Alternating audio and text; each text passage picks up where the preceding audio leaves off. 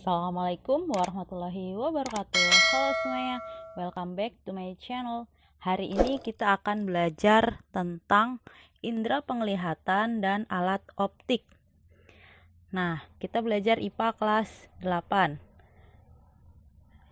Di sini kalian bisa lihat ada gambar mata, loop ya, kemudian ada anatomi mata, mikroskop dan teleskop ya atau teropong. Nanti kita akan pelajari satu persatu. Sebelum kita belajar, alangkah baiknya kita berdoa terlebih dahulu. Ayo berdoa masing-masing di rumah. Berdoa dimulai. Selesai. Mari kita lihat video berikut ini. Check it out. Yang pertama, kita akan belajar tentang mata. Apa saja sih bagian-bagian dari mata? Kalian bisa lihat di sini ada anatomi mata. Ada sklera, koroid, iris, lensa, pupil, kornea. Kemudian ada aqueous humor, vitreous humor, retina, bintik kuning, bintik buta, dan saraf optik. Kemampuan lensa mata untuk mencembung dan memipih secara otomatis sesuai dengan jarak benda yang dilihat disebut dengan daya akomodasi. Titik dekat mata normal yaitu sama dengan 25 cm. Sedangkan titik jauhnya tak terhingga. Jadi kalau misal mata kita masih normal, kita bisa melihat dengan titik dekat itu 25 cm ya, jarak paling dekat. Kemudian untuk jarak paling jauh kita bisa melihat tak terhingga. Lanjut untuk diagram mata normal. Di sini kalian bisa lihat ada mata melihat dekat, lensa mata menebal. Jadi ketika kita melihat benda yang dekat ya, lensa mata menebal. Yang ini ketika kita melihat benda yang jauh, lensa mata memipih. Nih ya, kalian bisa lihat ini memipih, yang ini menebal. Oke, lanjut. Di sini ada lensa mata. Ketika kita melihat sebuah benda, ya ini ada benda di ruang 3, kemudian bayangannya ada di ruang 2. Jadi ini adalah lukisan bayangan pada mata manusia. Sifat bayangannya yaitu nyata, terbalik, diperkecil pada ruang 2. Kalian bisa lihat di sini ya.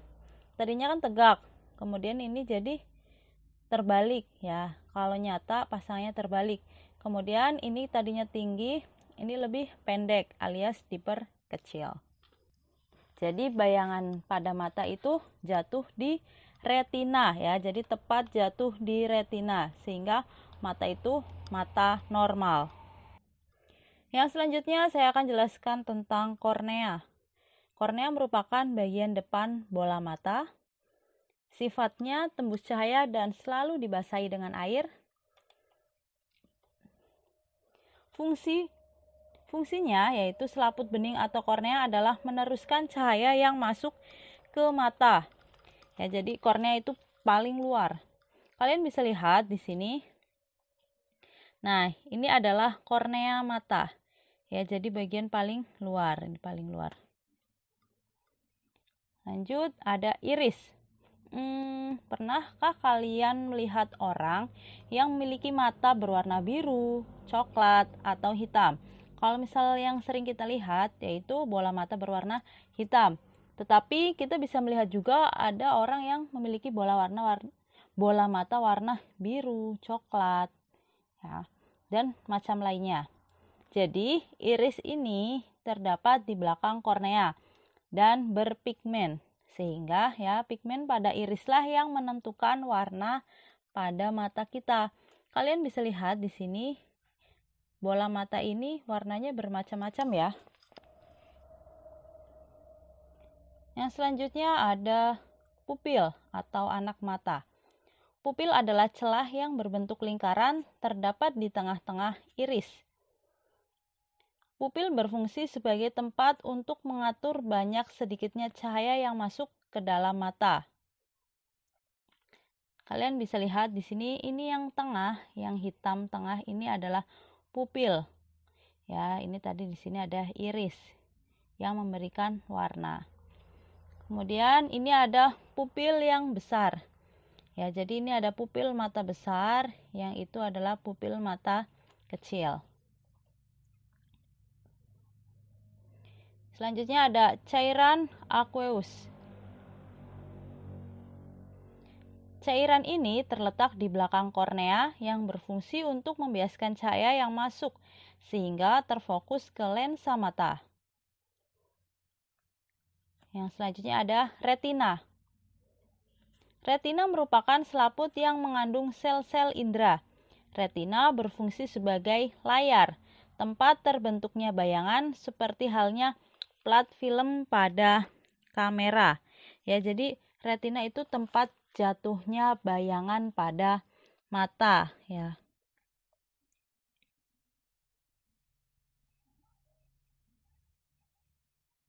Jadi pada retina ini ada sebuah bagian yang peka terhadap cahaya, yaitu bintik kuning.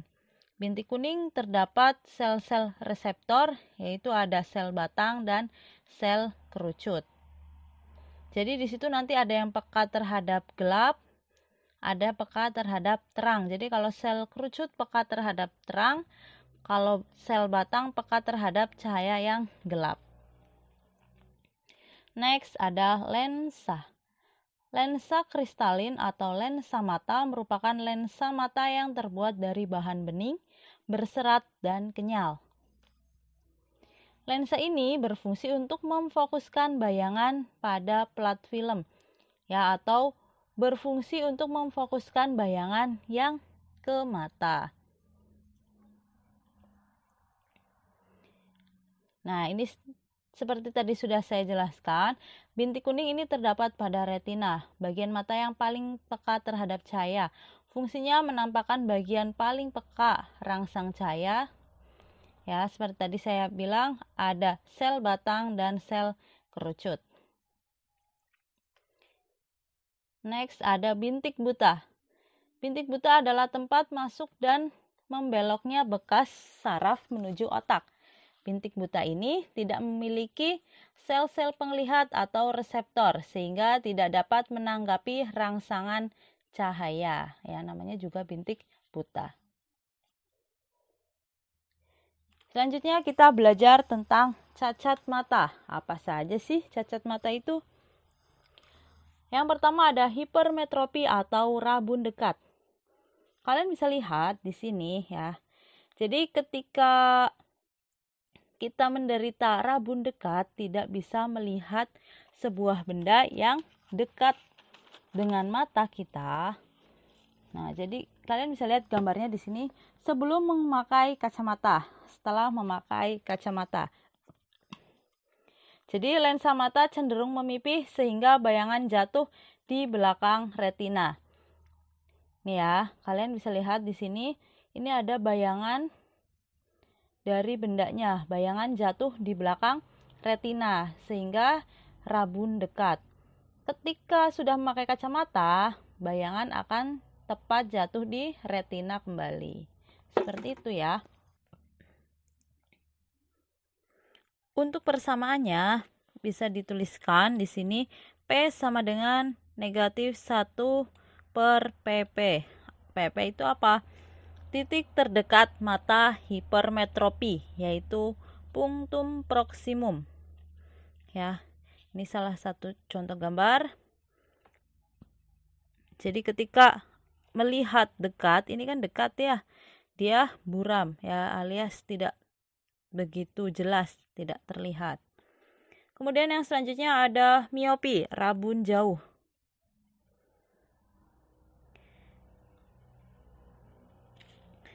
Lensa mata cenderung menebal sehingga bayangan jatuh di depan retina. Kalian bisa lihat di sini sebelum memakai kacamata, bayangan suatu benda jatuh di depan retina. Setelah memakai kacamata, bayangan ini tepat jatuh di retina. Oh iya, tadi ketika hipermetropi itu biasanya orang yang terkena penyakit atau cacat mata hipermetropi adalah biasanya kalau hipermetropi itu cenderung dialami oleh orang tua ya, namun ada juga beberapa yang mengalami anak-anak atau orang yang masih muda. Kenapa? Itu bisa saja karena turunan ya. Kemudian kalau hipermetropi itu tadi ditolong dengan kacamata berlensa positif, ya. Sekarang yang miopi ini kita dapat menolongnya dengan kacamata berlensa negatif. Untuk penderita miopi biasanya dialami oleh remaja dan anak-anak, ya. Jadi ini lebih sering dialami oleh remaja dan anak-anak. Kemudian kalau misal sudah mengalami miopi sampai tua, dia akan mengalami miopi. Namun lama-kelamaan cacat mata ini juga bisa berkurang. Kalian bisa lihat di sini. Kemudian untuk persamaan miopi itu sendiri, P sama dengan negatif 1 dibagi PR. Apa itu PR? PR itu titik terjauh mata miopi dalam satuan meter atau punctum remotum, remote. Kalian bisa ingat-ingat dengan kata remote. Remote itu jauh. Seperti itu ya. P itu apa di sini ya? Mungkin tadi ditanyakan juga P itu apa? Kekuatan lensa ya. Jadi kita ingin mengetahui kekuatan lensa. Satuannya apa? Dioptri. Lanjut, yang ketiga ada presbiopi. Skema cacat mata presbiopi, ya, mata tidak dapat melihat dengan jelas sebuah benda pada jarak dekat maupun jarak jauh, ya. Biasanya ini dialami oleh orang tua, atau biasa disebut juga cacat mata tua. Presbiopi dapat ditolong dengan memakai kacamata berlensa rangkap atau ganda, ya. Jadi negatif dan positif. Lensa positif untuk melihat jarak dekat dan lensa negatif untuk melihat jarak jauh. Seperti tadi sudah dijelaskan bahwa lensa positif untuk hipermetropi jarak dekat, lensa negatif untuk miopi jarak jauh. Bentuk kacamatanya seperti ini. Jadi plusnya di bawah, minusnya di bagian atas. Ya, biasanya dialami oleh orang tua sehingga disebut cacat mata tua. Selanjutnya ada astigmatisme. Cacat mata ini ya, jadi cacat lensa yang tidak dapat memberikan gambaran atau bayangan garis vertikal dengan horizontal secara bersamaan. Jadi tidak bisa membedakan garis vertikal dan horizontal. Itu astigmatisme. Biasanya kalau penyakit ini ditolong dengan kacamata silinder atau silindris. Ya, jadi agar si penderita bisa membedakan garis lurus dan garis tidak lurus. Ini salah satu contoh gambarnya. Ya, ini mata normal, ini mata astigmatisme. Kemudian ini gambar normal. Nah, ini gambar astigmatisme. Jadi gambarnya remang-remang seperti itu ya. Dia tidak bisa membedakan garis tegak dan garis tidak tegak. Nih, jadi ini bayangannya melenceng. Selanjutnya ada hemeralopi atau rabun senja atau rabun ayam. Penyakit ini dikarenakan karena kekurangan vitamin A. Penderita rabun senja tidak dapat melihat dengan jelas pada waktu senja hari saja. Ya, ketika hari normal, hari biasa itu bisa, tapi kalau senja dia ada gangguan. Keadaan seperti itu apabila dibiarkan berlanjut terus mengakibatkan kornea mata bisa rusak dan dapat menyebabkan kebutaan. Jadi harus ditangani juga ya. Jangan menganggap remeh karena rabun senja, cuma waktu senja nih. Jadi dibiarkan saja, itu tidak baik juga. Ini salah satu contohnya ya, gambar rabun senja. Ini matanya kan nih. Ini kan gambar senja warnanya seperti ini. Selanjutnya ada buta warna parsial. Jadi penyakit buta warna ini salah satu penyakit yang menurun. Ya, ada 3 macam yaitu buta warna merah, buta warna biru, dan buta warna hijau. Ini terjadi karena tidak adanya salah satu konus atau kerucut pada mata. Manusia memiliki tiga sel konus yaitu iodopsin merah, iodopsin biru, dan hijau. Jadi ketika salah satunya tidak lengkap ya, jadi dia mengalami buta warna. Kalau misal masih bisa melihat merah, biru, hijau, dan lainnya, itu parsial ya. Tapi kalau misal hanya bisa melihat warna hitam dan putih, itu otomatis buta warna total. Kalian bisa lihat di sini kita tes buta warna. Coba ini yang sebelah sini apa? Kalian bisa melihat tidak? Kira-kira itu warnanya apa dan huruf atau angka apa? Ada yang bisa jawab? Ya, betul. 2. Di dalam lingkaran tersebut terdapat angka 2. Ya, jadi di sekelilingnya ada warna merah, orange seperti itu. Di dalamnya ada angka 2 dengan warna hijau. Selanjutnya, yang sebelah sini apa? Ayo, kalian bisa melihat di situ ada apa? Ya, betul. Angka 8. Ya, kalian bisa lihat di sini ada angka 8. Bisa kalian perhatikan bahwa ada sebuah warna yang berbeda di mana warna yang lain lebih dominan. Ya, ini kan yang tadi 2 nih, kelihatan. Kalau yang 2 ini lebih kelihatan. 8 ini sudah agak tidak terlihat ya. Jadi ini adalah angka 8. Berarti kalian masih normal. Kita coba lagi. Ya, ini apa? Apakah angka atau tulisan? Apa ya? Ya, betul. Air. Ya, di sini terdapat kata air. Selanjutnya. Nah, apa ini? Apakah ada tulisan, angka, atau sebuah gambar? Apa ya? Ya, betul. Ada sebuah gunting ya. Ini ada gambar gunting di sini.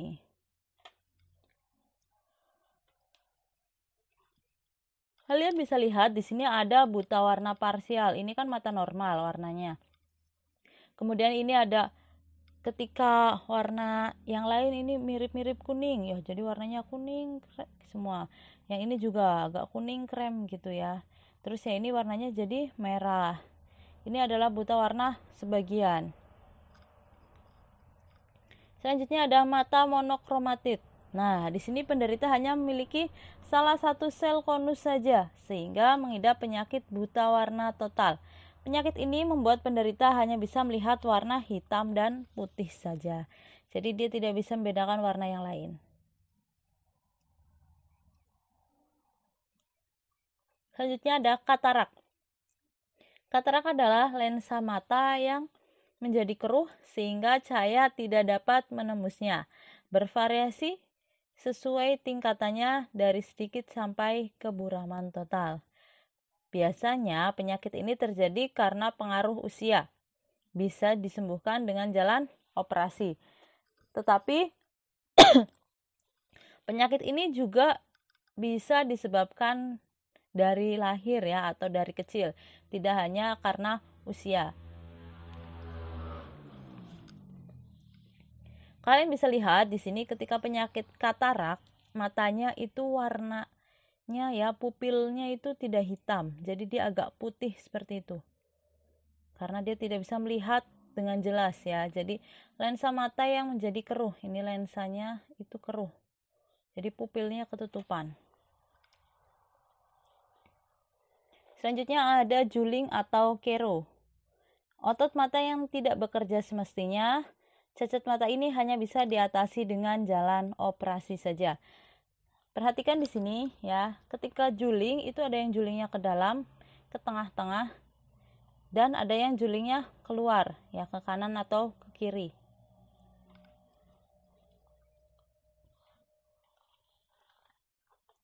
Di sini saya jelaskan ada mata burung. Bisa dilihat mata manusia, ini mata manusia seperti ini. Kemudian ini ada mata elang. Jadi kalau mata manusia, ini kita bisa melihat ke depan saja. Ini kan ke depan ya. Nggak bisa kita melihat ke samping kanan, samping kiri, kecuali kita melirik ya. Tetapi kalau misal mata kita melihat ke depan ya segini nih jauhnya ya.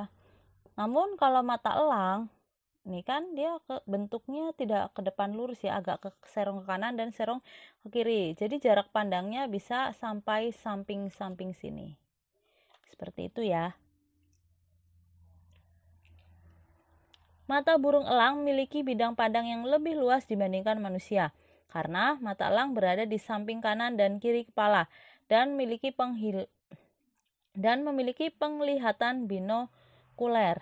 Kelebihan mata binokuler dapat memandang objek atau benda dari yang jarak sangat jauh dengan jelas, seperti itu. Makanya biasanya elang itu bisa melihat jarak yang jauh juga. Lukisan bayangan pada mata burung sama seperti mata manusia. Jadi ketika ada benda di ruang 3, ya, dia akan dipantulkan atau dipancarkan menuju retina. Lukisan bayangan pada mata burung, sifat bayangan nyata terbalik diperkecil di ruang 2, sama seperti mata manusia. Selanjutnya ada alat optik. Yang pertama ada kamera.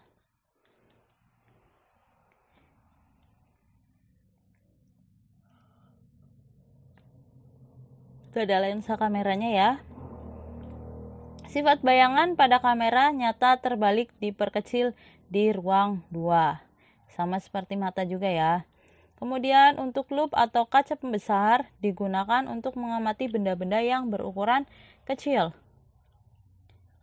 Pengamatan benda dengan lup dapat dengan mata berakomodasi maksimum, benda diletakkan di ruang 1. Atau pengalaman benda dengan lup dengan mata tidak berakomodasi, benda diletakkan di titik fokus. Selanjutnya ada alat optik yang menggunakan 2 lensa atau lebih. Yang pertama ada mikroskop. Mikroskop digunakan untuk mengamati benda-benda yang sangat kecil. Ini gambarnya. Nah, ini ada pembentukan bayangan pada mikroskop. Ya, kalian bisa lihat di sini ada bendanya, di sini bayangannya di sana. Namun kalau untuk perhitungan alat optik itu nanti akan ditekankan ketika kalian menginjakan bangku SMA, MA atau SMK. Ketika di SMP tidak menggunakan perhitungan alat optik. Yang digunakan paling hanya perhitungan ketika cacat mata, miopi dan hipermetropi. Sifat bayangannya adalah nyata terbalik diperbesar. Kita kalau melihat sebuah benda ya, ini alat optik, itu memang harus lurus. Pengukuran itu harus lurus matanya. Oke, kemudian ada teleskop atau teropong. Teropong bumi atau teropong medan digunakan untuk mengamati benda-benda di permukaan bumi pada jarak jauh. Salah satu contoh teropong teropong bintang digunakan untuk mengamati benda-benda angkasa di langit. Ini ya untuk teropong bintang.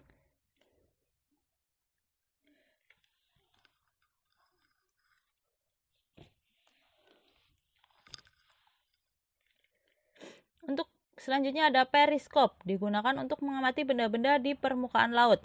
Alat ini pada umumnya untuk perlengkapan kapal selam. Nih ya, ini adalah periskop, biasanya untuk melihat mata-mata. Ya, sekian yang bisa saya sampaikan. Semoga video ini bermanfaat untuk kita semua. Sampai jumpa lagi di video-video selanjutnya. Bye. Wassalamualaikum warahmatullahi wabarakatuh. See you next time.